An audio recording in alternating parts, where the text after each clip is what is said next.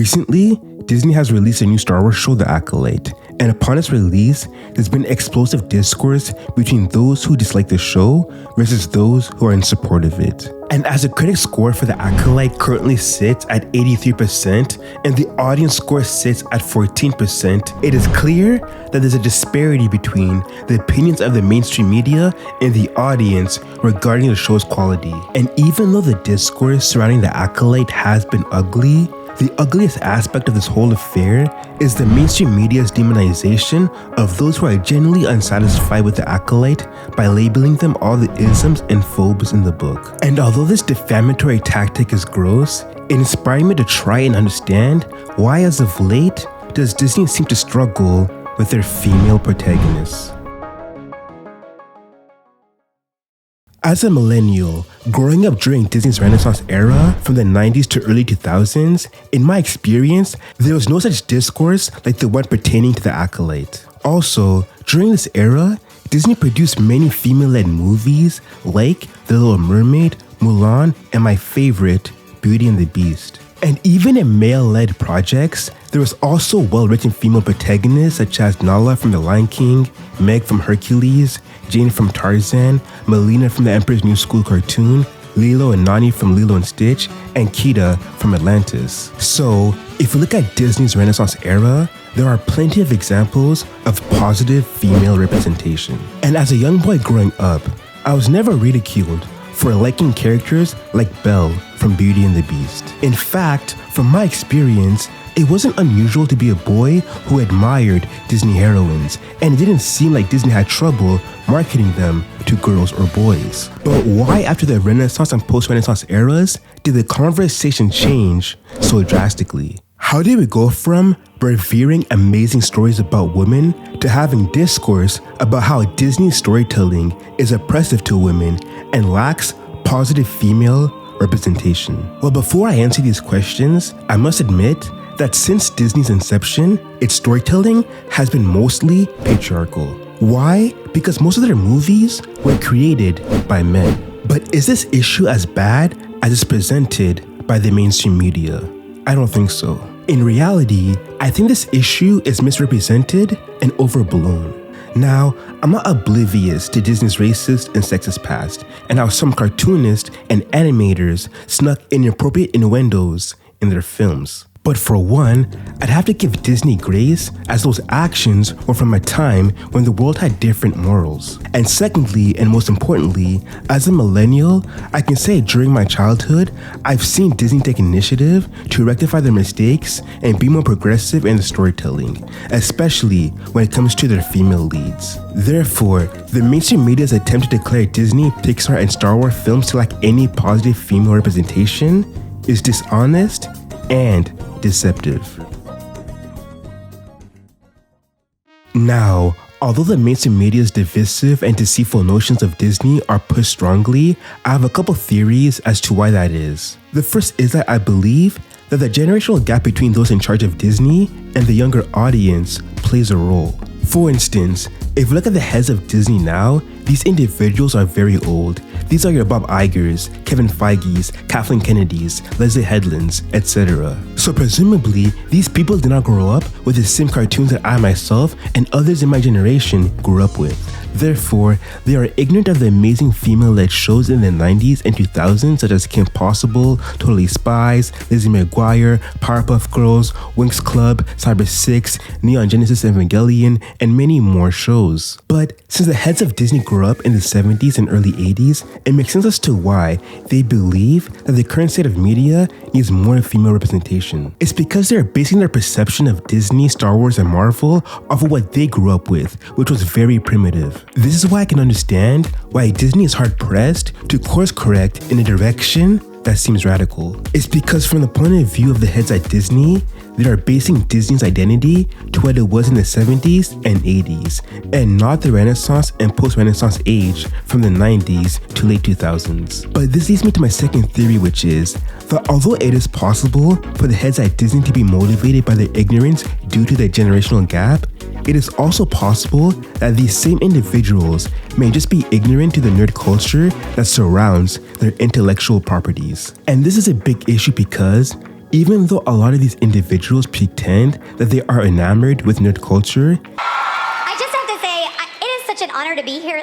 Like, Star Wars saved my life. instead, with their lack of understanding of the culture, they out themselves as frauds who use Disney properties to tell their own narratives despite not encompassing adequate knowledge on said properties.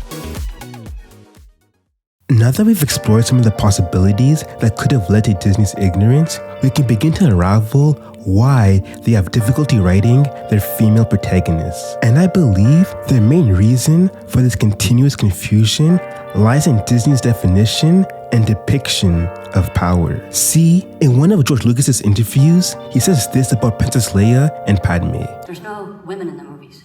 I said, who do you think the heroes are in those films? What do you think Princess Leia was? She is the head of the rebellion. She's the one that's taking this young kid that doesn't know anything and this boisterous, I know everything guy who can't do anything and trying to save the rebellion with these clowns. And it's the same thing with Queen Amidala. Even though she has Jedi on her side, she was still the hero prime mover. It's their brains and their ability to think and do, and plan and be logistical, and that's what the hero is. And she's very powerful, and she's very strong. She has to be morally and emotionally strong. Padme's a politician. She's been a leader of many people. This is sort of combining being a woman with being a politician, which is an interesting combination we don't see much of. I think the role is really sort of what the true meaning of feminism in my sort of interpretation of it. Look, whatever happens out there, follow my lead. I'm not interested in getting into a war here. So it's not, going into someplace and just desiring what men want just because you can get it. And together, you and I can rule the galaxy. And so rather than being consumed with the thirst for power, as many of the people around her do, both men and women, she stays true to her compassion and her belief in democracy and humanity. Now, the key takeaway from what George Lucas said is his perception of power. Oftentimes, power is interpreted as an ability or strength that allows an individual to force their will over others. But what George Lucas highlights is that power is not always about brute strength and can be achieved by other means, such as intellect, cunningness, charisma, compassion, kindness, and others. Basically, my point is that an individual's power isn't defined by the status as a gifted Jedi or a member of the Sith, nor is it defined by their propensity for violence. An individual's power can be defined by other means, such as the devices in their mind and spirit. One example of this notion is Ahsoka from the Clone Wars. At the beginning of the series,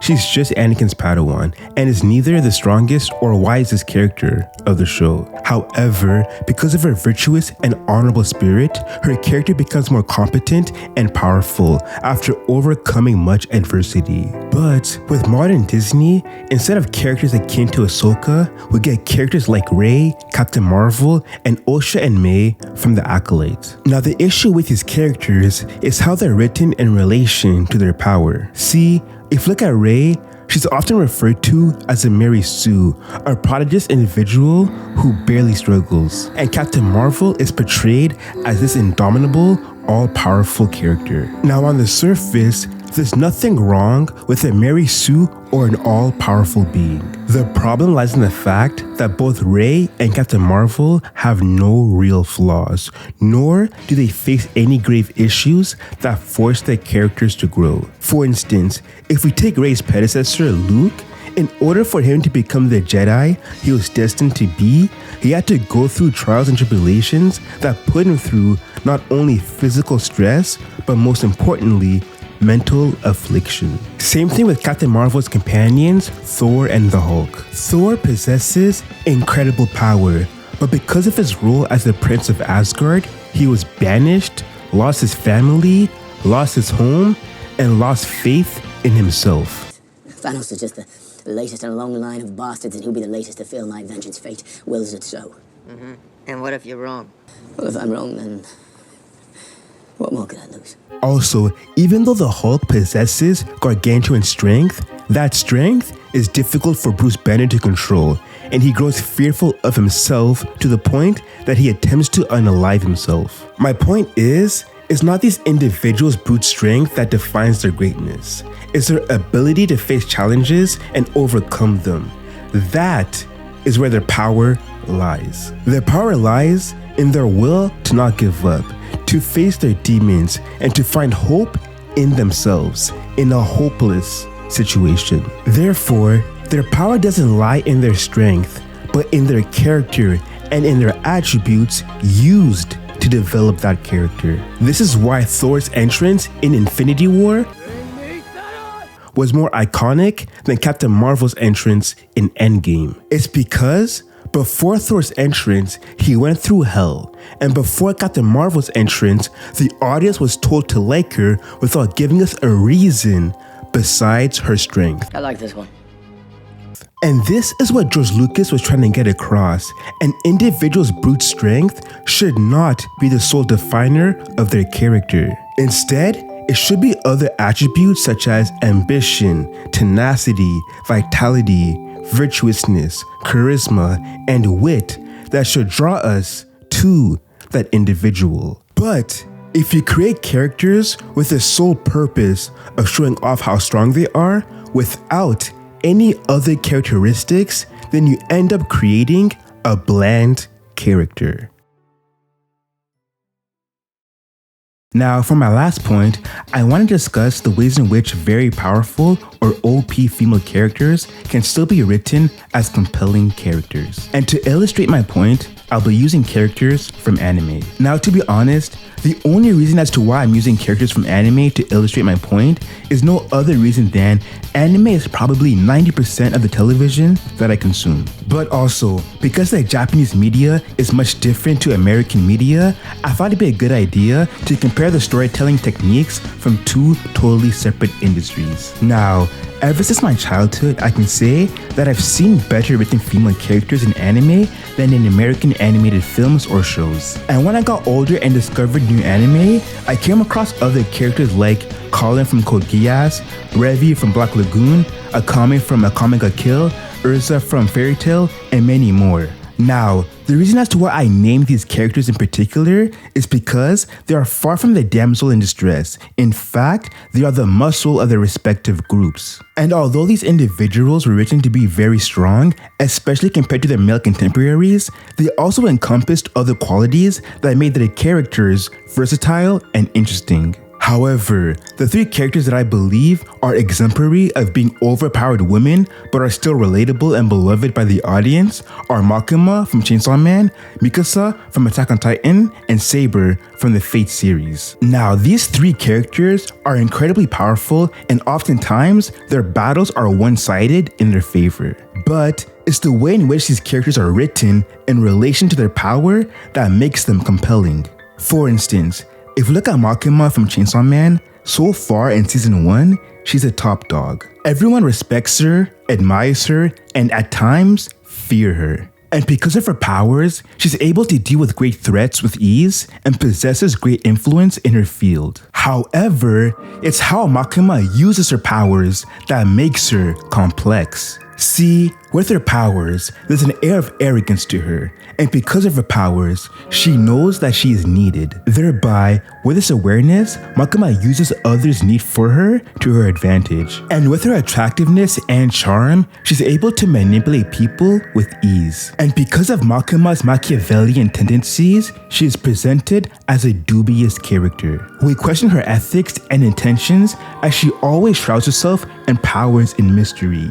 And because of her mystique, we never get to see the true Makima. Therefore, with Makima, we can see how someone's power can be written in a way that makes them interesting. This is because it's not just Makima's powers that makes her interesting, it's how she uses it that makes her interesting. It's her mystique, manipulativeness, and allure that makes us gravitate to her and makes us want to know more about her. So, it's not only her physical powers that makes Makima formidable, but her mind games as well. Now, secondly, we have Mikasa Ackerman.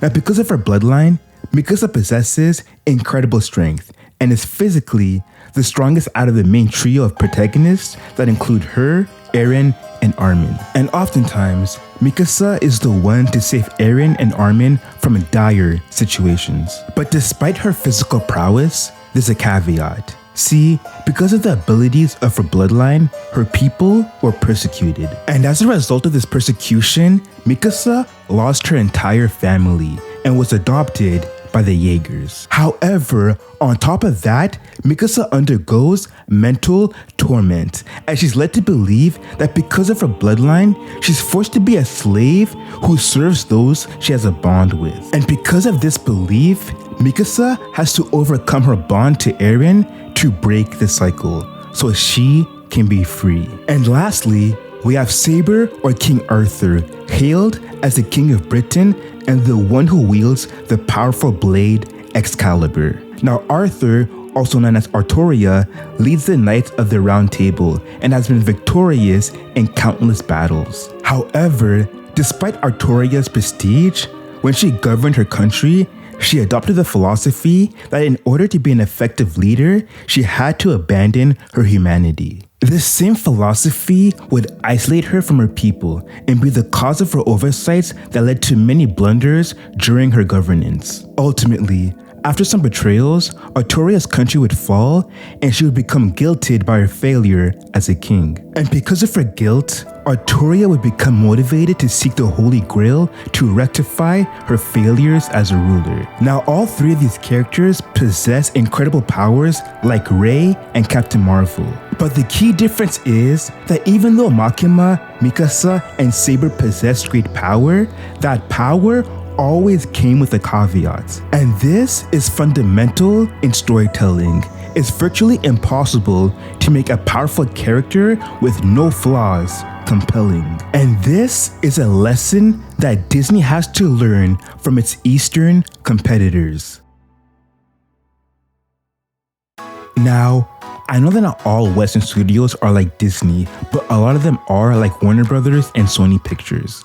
But regardless of those studios, there are still some that have projects with great female leads, such as Amazon with Fallout, The Boys, and Gen V, Netflix with Stranger Things, and HBO with Game of Thrones. But since Disney owns the largest market share amongst its competitors and produces more output than its competitors, Disney has the largest voice and largest influence. Therefore, even though other studios are doing great, Disney's mistakes overshadow their greatness. An example of this is how Fallout was well received, but all that people can talk about as of late are the controversies surrounding the Acolyte. Therefore, we got to call Disney out for what they truly are: incompetent storytellers. Despite numerous examples from Japanese studios creating amazing stories with female leads, and other Western studios such as Netflix, Amazon, and HBO doing the same, and instead of hiring better people to write their stories, Disney refuses to take accountability and demonizes their fan base. And if Disney refuses to take accountability and refuses to adopt the methods of its competitors, things will get much worse for them.